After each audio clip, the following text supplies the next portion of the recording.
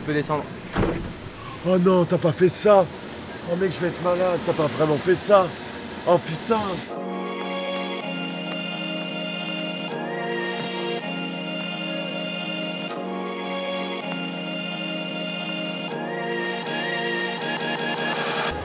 Salut tout le monde, c'est Romain de la chaîne Tech News et Test. Aujourd'hui, je suis chez moi à Monaco et en 20 ans d'existence, je pense que je n'ai jamais vécu le Grand Prix de F1 tel que je vais pouvoir le vivre durant ces 3 jours et vous partager ça en vidéo. On va mixer plusieurs thèmes, de la high-tech avec du sport automobile, notamment grâce à Red Bull qui m'a donné des accès privilégiés à l'Energy Station, un énorme stand sur Monaco, ainsi qu'aux tribunes pour voir en direct les F1 rouler.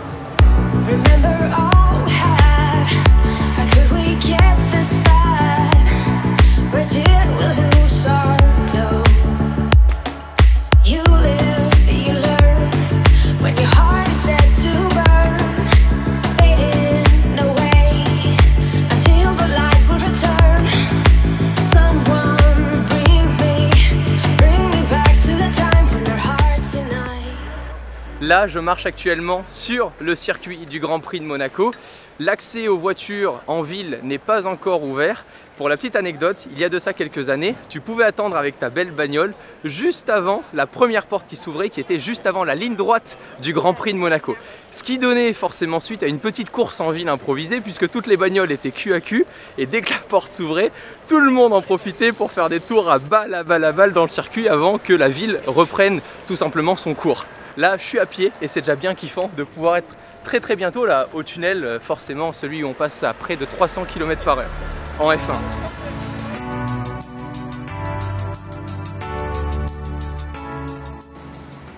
On peut se dire qu'il y a beaucoup de travaux à Monaco, bon c'est la vérité, hein. Mais là en l'occurrence la grue qui est juste derrière moi, c'est pour tout simplement retirer les voitures qui peuvent avoir eu un crash ou qui ont besoin tout simplement de retourner au pit stop et de pas forcément continuer de courir et les enlever du circuit le plus rapidement possible.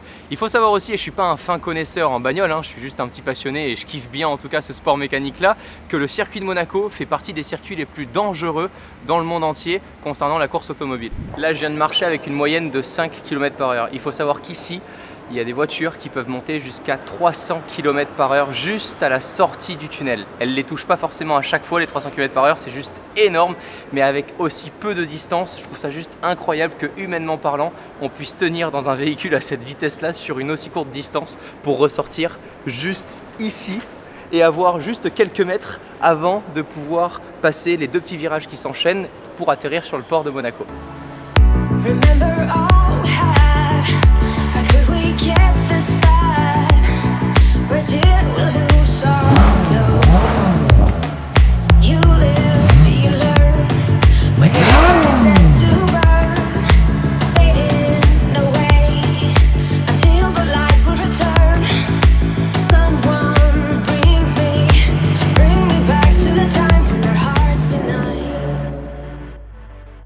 Ce plan sert à rien, mais c'était juste stylé. Certains endroits de la piste ne peuvent pas être captés par du matériel géré par de l'humain, ce qui fait que là par exemple on a un micro avec un petit dead cat, ce que je présente la plupart du temps en vidéo. C'est un coupe-vent, donc ça évite d'avoir tous les bruits de vent et les bruits ambiants qui sont désagréables et de capter correctement le son forcément de la bagnole, surtout quand elle passe dans un tunnel. On aura plusieurs caméras qui vont être fixées dans le tunnel et retransmises directement sur la table de régie pour être retransmises en live à la télé.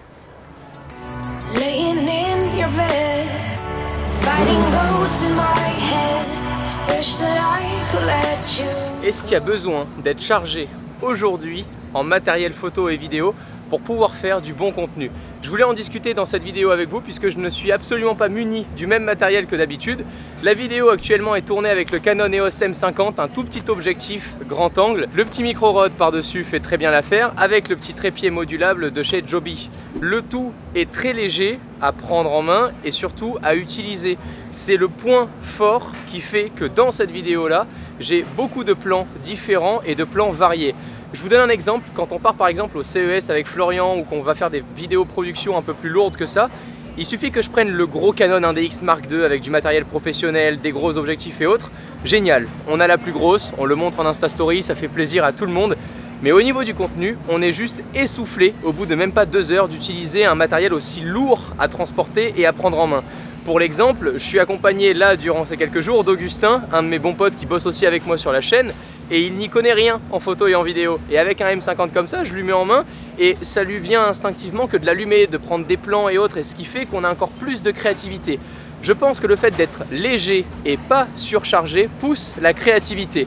Un autre conseil aussi que je suis depuis un petit moment, depuis que j'ai vu la dernière vidéo de Olivier Schmitt, un photographe aussi sur YouTube qui fait des vidéos, il disait que le secret c'était d'être patient. Tous les plans que vous avez vus là dans cette vidéo là avec les Ferrari qui passent, les Porsche et les autres belles voitures, ça a été de la patience. J'ai fait mes plans et j'ai préparé mes plans avec des voitures pourries qui passaient devant et j'ai attendu 20-25 minutes pour faire un beau plan lorsque la voiture que je souhaitais voir passer allait passer tout simplement. Donc le secret pour moi aujourd'hui que je vous donne dans cette vidéo, c'est la patience. Merci Olivier de me l'avoir transmis. Et également de voyager léger. Je pense qu'une vidéo aujourd'hui peut être plus sympa à regarder quand elle a été produite entièrement avec un smartphone plutôt qu'avec du matériel professionnel si on n'est pas là sur un tournage professionnel et sur une vidéo production avec plusieurs personnes.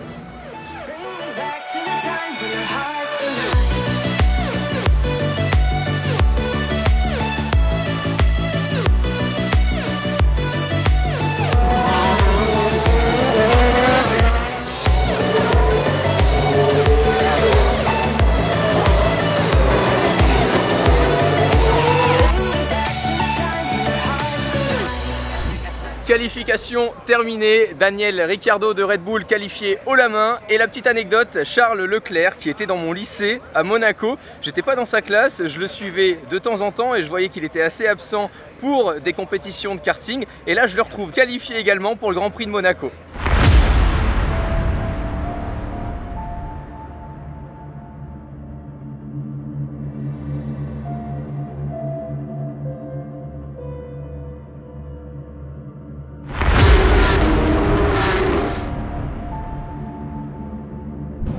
Aujourd'hui c'est dimanche, le dimanche c'est évidemment le jour des courses et ce matin on commence à 10h30 avec la course des Porsche.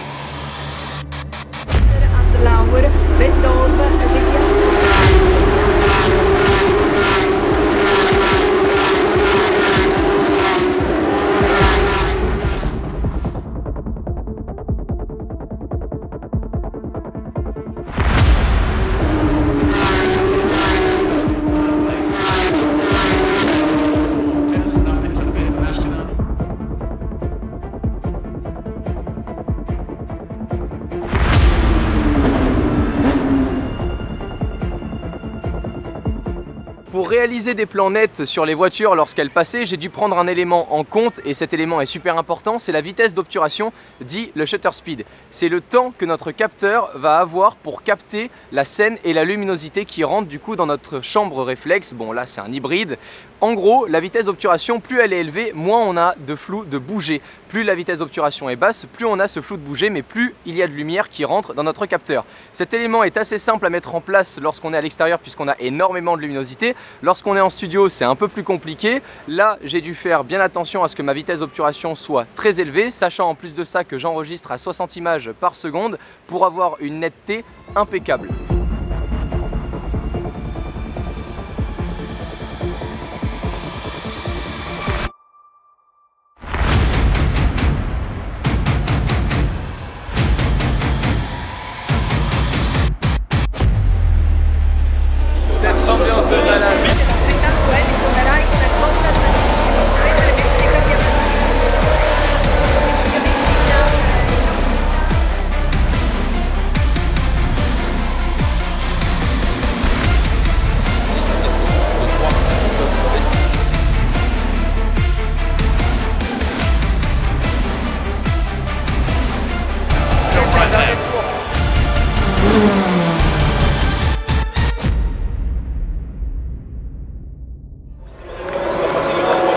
Et voilà, terminé.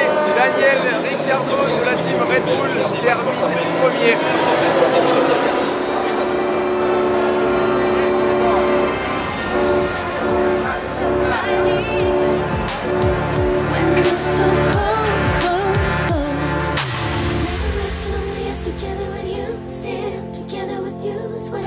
Tu peux descendre.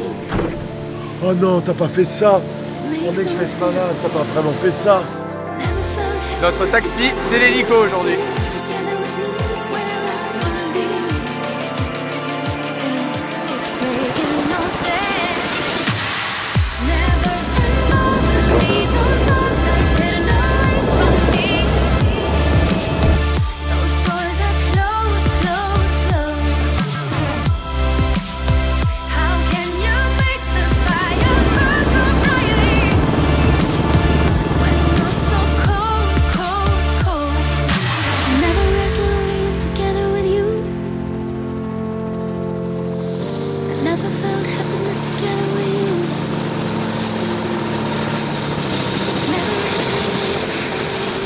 donc ici que s'achève ce vlog à Monaco qui aura réuni le Grand Prix et de la high-tech.